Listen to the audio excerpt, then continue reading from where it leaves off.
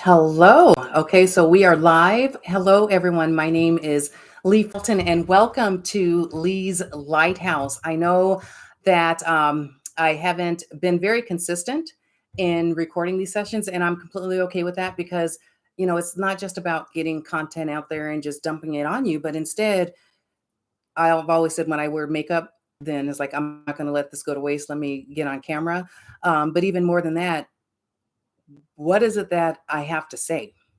Is it something that you care about? Is it something that even makes a difference at all?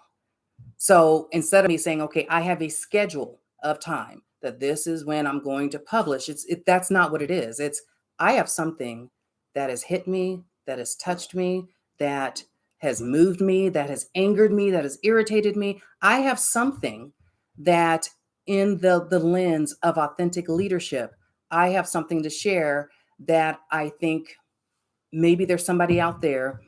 Gotta get rid of my gun, but maybe there's somebody out there that needs to hear it. So here we are, and today, what touched me is this notion of balance. I've been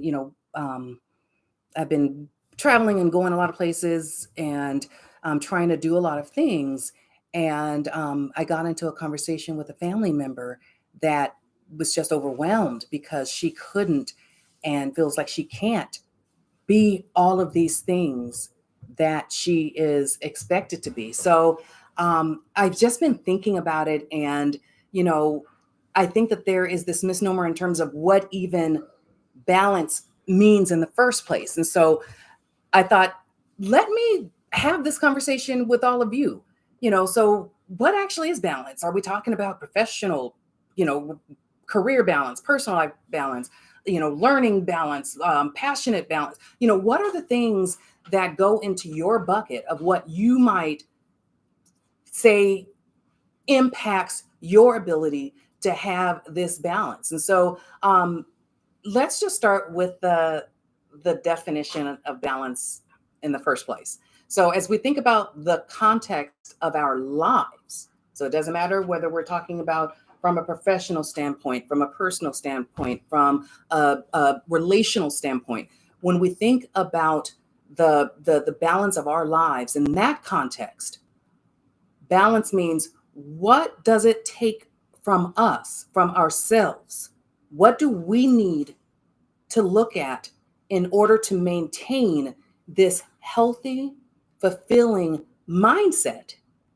And that may shift at any given time across many, many things in our lives, such as work, personal passions, responsibilities. And it truly does mean that distribution of your time, of your energy, of your focus in a way that allows you to be yourself as well as demonstrate your values, your beliefs in who you are. And it's interesting because if we get to a place where we start feeling so overwhelmed, so held down, so for me personally, I start feeling like I can't breathe, right? I start feeling like I'm being choked. There is something for us to stop and say, okay, there isn't balance. I'm not experiencing that balance. So where do I need to shift? And people often think balance means, okay, work-life balance means that I have, this amount of time at work and then I shut off and then I don't have to think about work and I have this amount of time for home. When in actuality, for some people, that's not balance. You go to work and you come home and you say, okay, I have this big project, but I can't open my computer because now I'm at home and I have to balance being at home. But you start getting overwhelmed because there's this significant thing, the significant thing that you should be focusing on, but you've created this artificial mindset in your head about what balance means. And so you're still overwhelmed. So you're still not getting that balance. Our ability to balance means we have the ability to move through and between spaces that need our attention and are important to us at that stage in life. And just to give you a very personal example, and you'll see some of my videos, I've been a long-term executive chief of staff, and I always thought my calling was about operational excellence. Everything that I am is about making businesses, executive teams, organizations, just making them successful and having people feel like they're a part of something great. And so I was like, that's my calling.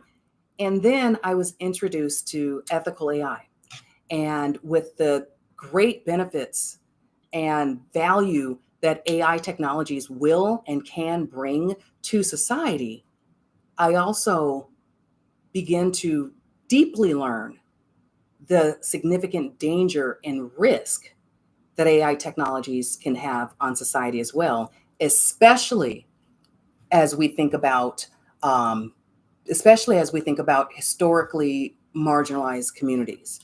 And so I switched and I said, oh, my passion has to be about technology equity. It has to be about technology equity. So, okay, let me put that aside and let me just focus on what can I do to contribute. And then a few years ago, learned and became very comfortable with my own authenticity. And I ran across so many people in all of these spaces that weren't comfortable authentic leaders. And so I thought, oh gosh, I have to help people get comfortable being authentically themselves. And for the longest time, it's like, okay, I need to choose one. What do I stand for? Who am I? What, if somebody sees me, what do they associate with the value that I bring so that they can see my values and they can see who I am? And I realized I'm not just one of those things. I'm not operational excellence. I'm not just technology equity, and I'm not just authentic leadership. That depending on the space that I am, the organization I'm with, the mental state that I need, if there's something around technology equity that is just burdening me and having to work through that, then I spend my time there. And so I think the main thing for us to realize is we don't have to just be a thing, or just stand for a thing, or we can't just be an employee, or for some people, a mother or a wife, or just me. I'm just Lee, and the only thing that I see is me. But we actually rotate within each one of those spaces, and at any given time, we may need to put 70% of our energy in that space, even though it's after hours, even though it's on the weekend, and maybe I'm supposed to be here or there, but that does not contribute to my balance because it's going to overwhelm and exhaust me because I know I need to take care of this other thing. And so I would say, I mean, there is no secret pill or secret sauce or secret recipe to say, in order for you to get balance, follow these 5 steps.